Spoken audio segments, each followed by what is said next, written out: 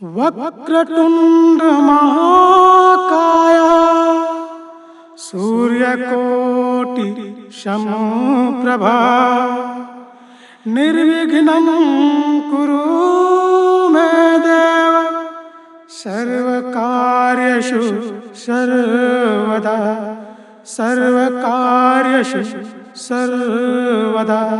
बोलो बोलो गजानन स्वामी की जय हो।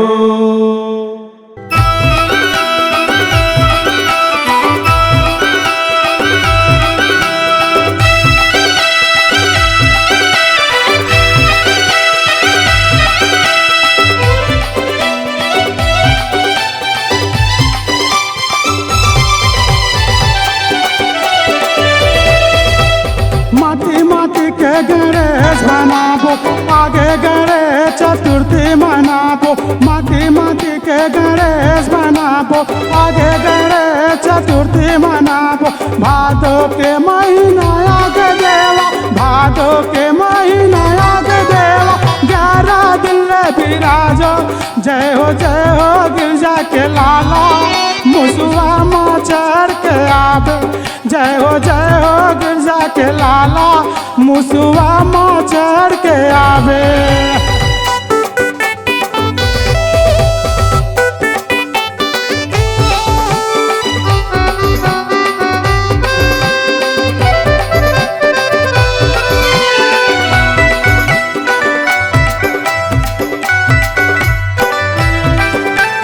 प्रथम पूजा गणेश जी आरती तोर सजावा।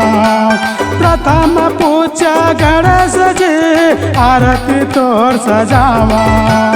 चंदन बंदन तिलक लगावा गणेश पंडाल सजावा। चंदन बंदन तिलक लगावा गणेश पंडाल सजावा।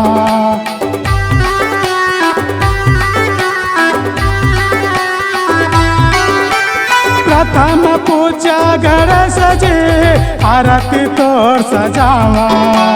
प्रथम पूजा गणेश जी आरती तोर सजावा। चंदन बंदन तिलक लगावा गणेश पंडाल सजावा। चंदन बंदन तिलक लगावा गणेश पंडाल सजावा। सबके काज बनैया जय हो गौरी के लाला। सबके काज बनैया जय हो गिरजा के लाला। जय हो सिद्धि विनायक मुसवा माचर के आबे। जय हो गिरजा के लाला मुसवा माचर के आबे।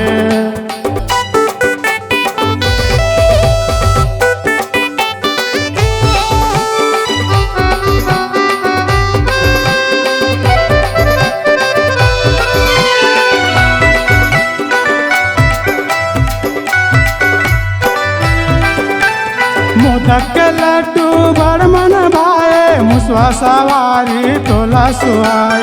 मोदक के लड्डू बड़ मन भाए मुसवा सवारी तोला सुहाए। हाथी के मूड़ी लगाए देवा गणेश नाम तय धराए। हाथी के मूड़ी लगाए देवा गणेश नाम तय धराए।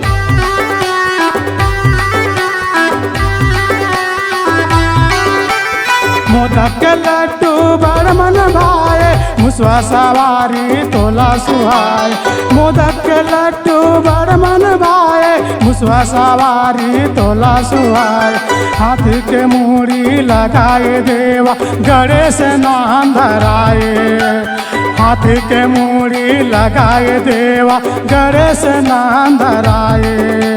माता पिता के दुल्हरुआ बेटा जय हो गौरी के लाला। माता पिता के दुल्हरुआ बेटा जय हो गिरजा के लाला। जय हो सिद्धि विनायक मुसवा माचर के आबे। जय हो गिरजा के लाला मुसवा माचर के आबे।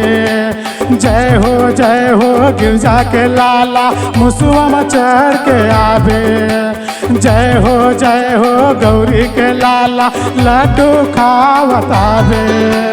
जय हो शंकर दुलारा मुसवा मचर के आवे। C-Log Digital Recording Studio, Cordoba.